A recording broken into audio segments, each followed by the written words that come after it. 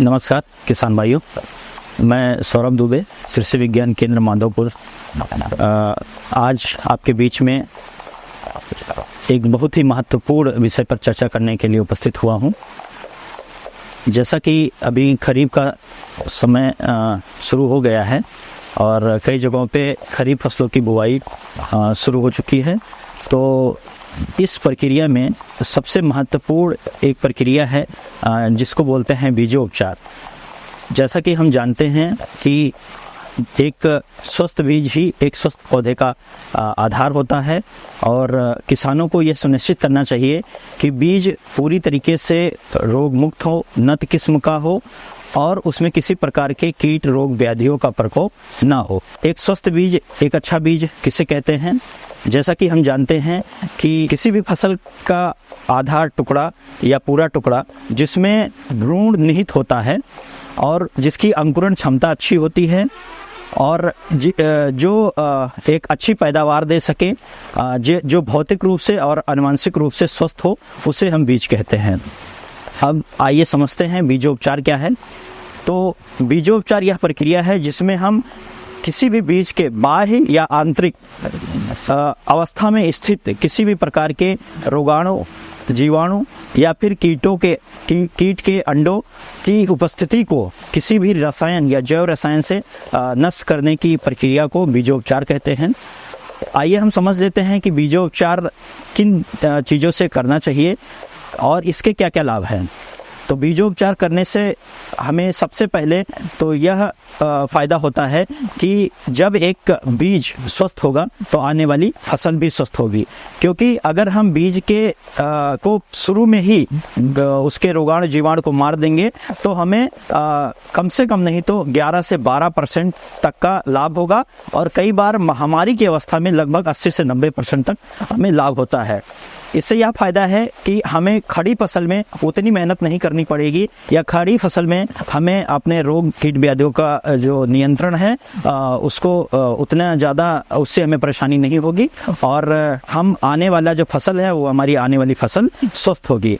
तो यह सुनिश्चित करें कि आप कीट पतंगों या रोग व्याधियों के जो उसके अंडे हैं, जीवाणु हैं, उसको बीज बोने से पहले ही नष्ट कर दें। कई बार बीज में रोगाणु जीवाणु होते हैं, कई बार मृदा में होते हैं और अगर हम बीजोपचार करते हैं तो इन दोनों से हमें फायदा मिलता है। तो बीजोपचार की प्रक्रिया के बारे में समझते हैं कि किन रसायनों से या जैव रसायनों से हम बीज का उपचार कर सकते हैं। तो किसान भाइयों, मुख्यतः अगर हम देखें तो बीजोपचार किसी रसायन से या जैव रसायन से या कई बार हम और अन्य जो हमारा पोषक तत्व का स्थिरीकरण करते हैं उन चीज़ों से भी हम अपना बीजोपचार करते हैं। तो इस कड़ी में सबसे पहले हम बात करेंगे जैव रसायन की, जिसे बायोपेस्टिसाइड बोला जाता है और ये हमारे पर्यावरण के लिए भी अच्छा है, हमारे स्वास्थ्य के लिए भी अच्छा है। तो हम अगर जैव रसायन की बात करें तो उसमें सबसे पहले नाम आता है ट्राइकोडर्मा का। तो अगर हम ट्राइकोडर्मा से किसी बीज का उपचार कर रहे हैं तो हमें ट्राइकोडर्मा की 10 ग्राम मात्रा प्रति किलो बीज के हिसाब से लेनी होगी और उसको मिला करके अच्छे से और फिर इसके बाद उसको बुआई करें। अगर और जैव रसायन, दूसरे जैव रसायन की बात करें तो उसमें दूसरा नाम है स्यूडोमोनास का, जिससे हम अपने बीजोपचार करके और बुआई कर सकते हैं। इसकी भी लगभग 10 ग्राम मात्रा आप प्रति किलोग्राम बीज के हिसाब से बुआई कर सकते हैं। आप ट्राइकोडर्मा और स्यूडोमोनास को आप अगर चाहें तो मिट्टी में भी मिला करके मिट्टी शोधन का काम कर सकते हैं, जिसमें आपको लगभग 25 किलोग्राम वर्मी कंपोस्ट ले लेनी है, जिसमें 1 किलोग्राम ट्राइकोडर्मा या स्यूडोमोनास की मात्रा को मिला करके उसमें पानी का थोड़ा सा छिड़काव करके और उसको थोड़ी देर के लिए छोड़ देंगे। इसके बाद फिर हम अपने खेतों में प्रति हेक्टेयर के हिसाब से इसका छिड़काव कर देंगे, जिससे आने वाली फसल जो होगी वो उसमें अगर किसी प्रकार का मृदा जनित रोग का प्रकोप होने की संभावना है तो वो खत्म हो जाएगा। अब बात करते हैं रसायन की। जैसा कि आपको पता है रसायन बहुत प्रचलित है और इसमें जो है हमें बहुत ही जल्दी इसका रिजल्ट मिलता है। तो रसायन की अगर हम बात करें रोग जनित समस्याओं के निदान के लिए हम कार्बेंडाजिम नाम का जो दवा है उसका इस्तेमाल कर सकते हैं। हम रोको या थियोफ्रेंड मिथाइल जो 75% WP के नाम से आता है उसका इस्तेमाल करके हम अपना बीजोपचार कर सकते हैं। इसकी प्रक्रिया आगे हम इसके प्रक्रिया के बारे में बात करेंगे कि कैसे हम इससे बीजोपचार कर सकते हैं। अगर हम कीट के लिए बीजोपचार कर रहे हैं तो क्लोरपाइरिफास जो कि 20 EC के नाम से आता है, इमिडाक्लोप्रिड 70% जो पाउडर फॉर्म में आता है उसको लेकर के उसकी 3 ग्राम मात्रा लेकर के प्रति किलोग्राम बीज के हिसाब से शोधित करके बीज की बुआई करना सुनिश्चित करें, जिससे आपके रोग के जो रोगाणु हैं वो नष्ट हो जाएंगे या फिर कीट के जो बीजाणु हैं वो सब नष्ट हो जाएंगे और आपको एक अच्छी फसल प्राप्त होगी। अब आगे अगर हम बात करें कि पोषक तत्व की स्थिरीकरण की बात करें तो उसमें सबसे पहले आपको फसल के हिसाब से कुछ बैक्टीरिया हैं जो आपके खेत में बैक्टीरिया को स्थिरीकरण करते हैं। उनके नाम हैं जैसे राइजोबियम है, एजिटोबैक्टर है, एस्पेरिलियम है या फास्फोरस सोल्बाइजिंग बैक्टीरिया है। तो इन सब का आप इस्तेमाल करके आप अपने बीज को पोषक तत्वों के स्थिरीकरण के लिए इस्तेमाल कर सकते हैं। अब आइए इनकी विधियों को जानते हैं कि अगर हम रसायन से बीजोपचार कर रहे हैं तो किस प्रकार करेंगे, अगर हम किसी जैव रसायन से कर रहे हैं या पोषक तत्व के स्थिरीकरण से कर रहे हैं तो उसको हम कैसे करेंगे। तो सबसे पहले अगर हम देखें तो 4 प्रमुख विधियां हैं, जिसमें सबसे पहली विधि है सूखा विधि, जिसमें हम बीजों को सूखा रहने पे उसका उपचार करते हैं। दूसरी विधि है गीला उपचार विधि, जिसमें हम बीजों को भिगो करके उसका उपचार करते हैं। तीसरा है ताप के द्वारा बीजों का उपचार करते हैं या फिर गर्म हवा के द्वारा बीजों का उपचार करते हैं, या फिर आप उसको गर्म पानी से भी उपचार कर सकते हैं। और चौथा विधि है स्लरी विधि, जिसमें आप पानी में घोल बना करके बीजों का उपचार करते हैं। सूखे विधि से अगर बीज को उपचार करना है तो सबसे पहले हमें एक पात्र लेना होगा, जिसमें हम अपने प्रति किलोग्राम बीज को उस पात्र में रख लेंगे और उसमें 1 से 2 ग्राम जो संतृप्त रसायन है, जो अनुशंसित मात्रा है उसको डाल करके और बर्तन को अच्छे से हिलाएंगे, जिससे जो रसायन है वो पूरी तरीके से प्रत्येक बीज पर अच्छे से मिल जाए। इस प्रक्रिया से हम अगर चाहें तो रसायन से भी इस्तेमाल करके उसका उपचार कर सकते हैं, जैव रसायन से भी कर सकते हैं या किसी भी कीटनाशक से भी उसका उपचार कर सकते हैं, जो कि एक सूखा विधि का बीजोपचार के अंतर्गत आएगा। दूसरा गीला विधि में हम सबसे पहले क्या करते हैं कि एक पात्र ले लेते हैं या किसी पॉलीथीन पे बीजों को फैला करके या फर्श पे फैला करके उस पे पानी की छींटे मार करके और उस पे रसायन की जो संतृप्त मात्रा है उसको डाल करके और दस्ताना पहन करके अच्छे से अपने हाथों से मिलाएंगे और इसके बाद उसको सूखने के लिए छोड़ देंगे। जैसे ही बीज सूख जाए उसके बाद उसकी तुरंत बुवाई कर दें।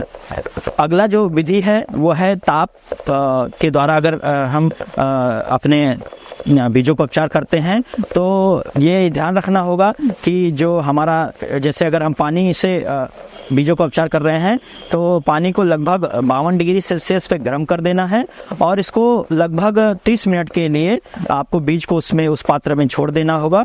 और ये ध्यान रहे कि पूरी प्रक्रिया में जो आपका तापमान है वो लगभग 52 डिग्री सेल्सियस बना रहना चाहिए, जिसमें आपके बीजों का उपचार अच्छे से होगा। मुख्यतः हम अगर देखते हैं तो जो अंदर में हमारे रोग कीट व्याधियों का प्रकोप होता है या सूत्रकृमि का प्रकोप होता है, उसके लिए ताप के द्वारा जो बीजोपचार की विधि है वो बहुत ही प्रचलित है और बहुत ही महत्वपूर्ण है। हम जैसे गन्ने के रेड रॉट की बात करें, लाल सन रोग की बात करें, उसमें भी यह विधि बहुत ही कारगर साबित हुई है। आगे हम बात करेंगे सलरी विधि से, जिसमें हम एक पात्र में 10 लीटर पानी ले लेंगे और इसके बाद उसमें जो हमारी अनुशंसित मात्रा है, चाहे वो जैव रसायन हो या फिर रसायन हो, उसकी मात्रा को हम अपने पात्र में डाल करके और उसमें जो है बीज को भिगो करके और फिर बीज को छान करके निकाल लेंगे और छायादार जगह में सुखा लेंगे। इसके बाद बीज की बुवाई करेंगे। यह सलरी विधि के अंतर्गत आता है और ये भी बहुत अच्छी विधि है। इससे जो आपका रसायन है वो पूरी तरीके से आपके अंतः और बाहर दोनों में पूरी तरीके से प्रवाहित हो जाता है और फिर आपके जो अंतः रोग है या सुषुप्तावस्था में जो रोग या कीट व्याधियों का जो प्रकोप होता है वो उससे आपको निजात मिल जाता है। अब हम बात करेंगे कि बीजोपचार से हमें फ़ायदे क्या क्या हैं और सावधानियां क्यों रखनी है। जैसा कि मैंने शुरू में बताया कि जो हमारे बीज होते हैं वो उसमें अंदर या बाहर दोनों तरह से रोग और कीट बैधों का प्रकोप होता है, और अगर हम बीजोपचार कर लेते हैं तो लगभग हमें जो है इससे 11% 12% तक का आमदनी बढ़ जाता है, और अगर महामारी की अवस्था है तो उसमें 80% तक भी हमें फ़ायदा मिलता है, जिससे कि आने वाला जो रोग हमारी खड़ी फसल में अपने लक्षण दिखाने वाला है उससे हमें निजात मिल जाता है। तो बीजोपचार करने में कुछ महत्वपूर्ण सावधानियां भी हैं, उसके बारे में बात कर लेते हैं। जैसे कि जैव रसायन मैंने बताया कि 3 विधियां प्रमुख हैं जिससे बीजोपचार किसान भाई करते हैं। उसमें रसायन के द्वारा अगर आप उपचार कर रहे हैं तो उसमें ये बात आपको ध्यान रखनी होगी कि जो आपकी अनुशंसित मात्रा है रसायन की, उससे ज़्यादा आप किसान भाइयों को इस्तेमाल नहीं करना चाहिए। और जब भी आप बीजोपचार कर रहे हैं तो ये सुनिश्चित करें कि आप हाथ में अपने ग्लव्स बांधे रहें, और उस समय आप किसी प्रकार का खाद या पेय पदार्थ का इस्तेमाल ना करें। उस समय खान पान से दूर रहना चाहिए। और जैसे अगर आप थीरम से अगर आप इस्तेमाल कर रहे हैं, थीरम का इस्तेमाल कर रहे हैं बीजोपचार के लिए, तो आप अपने आंखों पे चश्मा बांध के रखें, जिससे कि क्योंकि थीरम जो है उससे गैस निकलती है जो आंखों को नुकसान पहुंचाती है। तो मुख्यतः आपको रसायन के बारे में इस प्रकार का जो है ध्यान रखना चाहिए, और किसी भी रसायन का इस्तेमाल करने से पहले उसका जो अंतिम तिथि है उसको इस्तेमाल करने की, उसको ज़रूर देख लें। अगर एक्सपायर है तो उसका इस्तेमाल ना करें। और आगे अगर हम बात करें जैव रसायन की, तो जैव रसायन जो है वो इस्तेमाल करने से पहले हमें कुछ सावधानियां बरतनी चाहिए। जैसा कि मैंने बताया कि जैव रसायन की जो संतुलित मात्रा है 10 ग्राम पर किलोग्राम बीज के हिसाब से, उसी हिसाब से उसको शोधित करना चाहिए। और किसी भी जैव रसायन को आप डायरेक्ट धूप में या सन के कांटेक्ट में ना रखें। अगर आप बीजोपचार कर रहे हैं तो बीज को जो है वो छायादार जगहों पे सुखाना सुनिश्चित करें, क्योंकि ये जो हमारा जैव रसायन होता है इसमें जीव रहते हैं, और अगर इसको डायरेक्ट धूप में बीजोपचार किया जाए तो इनका जो तीव्रता होती है, इनकी तीव्रता में उग्रता में कमी आती है, जिससे हमें उतना अच्छा फायदा नहीं होता है। और जैव रसायन के में सबसे महत्वपूर्ण चीज़ है कि आपको जो अंतिम तिथि है, जो एक्सपायरी डेट है, उस पर बहुत ध्यान रखना है। अगर जैव रसायन की एक्सपायरी डेट से आगे आप उसको इस्तेमाल करते हैं तो उसका आपको फायदा बिल्कुल नहीं होगा। इस बात का आप ध्यान रखें। उसको छायादार किंतु खुली जगह में इसको सुखाना चाहिए बीजों को। और अगर आप किसी भी जैव रसायन से बीजोपचार कर रहे हैं तो बीज के सूखने के तुरंत बाद उसको बुवाई कर देना चाहिए। उसको ज़्यादा दिन आपको नहीं रखना है। अगर हम पोषक तत्व के स्थिरीकरण के लिए जैविक कल्चर से अगर हम जीवाणु कल्चर से अगर हम बीजोपचार करने जा रहे हैं तो हमें इस बात का ध्यान रखना होगा कि हमें लगभग 100 ग्राम गुड़ को 1 लीटर पानी में गर्म कर लेना है। तब तक गर्म करना है जब तक उसमें तार ना बनने लगे और वो चिपचिपा ना हो जाए। इसके बाद उसको ठंडा होने के लिए छोड़ देना है, और उसमें 250 ग्राम जो आपका चाहे राइजोबियम कल्चर है, चाहे आपका फास्फोरस सोल्युबलाइजिंग बैक्टीरिया है, या कोई भी जीवाणु कल्चर है, उसमें मिला करके आप बीजोपचार करें।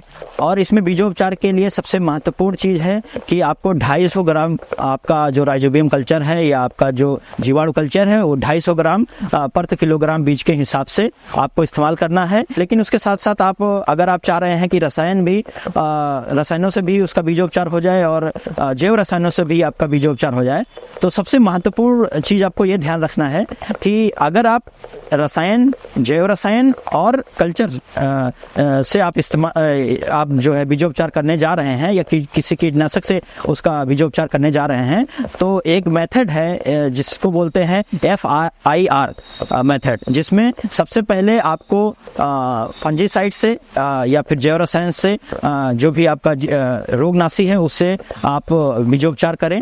दूसरा है इंसेक्टिसाइड जिसे कीटनाशक, तो उसके बाद कीटनाशक से इसका जो है बीजोपचार करें, और अंत में आप राइजोबियम कल्चर से या जीवाणु कल्चर से आप अपने बीजों का उपचार करें।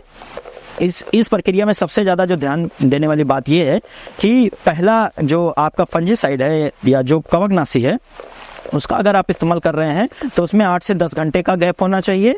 और आपका जो सबसे लास्ट में अंत में अगर आप किसी कल्चर से बीजोपचार करने जा रहे हैं तो उसमें 24 घंटे का अंतर होना चाहिए। हमें ये भी ध्यान रखना पड़ेगा कि अगर आप रसायन के साथ साथ जैविक रसायन के साथ साथ अगर आप राइजोबियम कल्चर का या जीवाणु कल्चर का आप इस्तेमाल कर रहे हैं तो इनकी मात्रा को आपको दुगना करना पड़ेगा। तो ये कुछ सावधानियां हैं जो आपको विशेष तौर पे ध्यान रखनी है। इसके बाद आप बीजोपचार कर सकते हैं और बीजोपचार करने से बहुत ही अच्छे लाभ प्राप्त होते हैं। इससे जो है आपके आने वाले आपकी जो आने वाली फसल है वो स्वस्थ होगी और आपको लागत में कमी आएगी और खड़ी फसल में आपको किसी भी प्रकार के रोग प्रबंधन की चिंता नहीं होगी। बहुत बहुत धन्यवाद।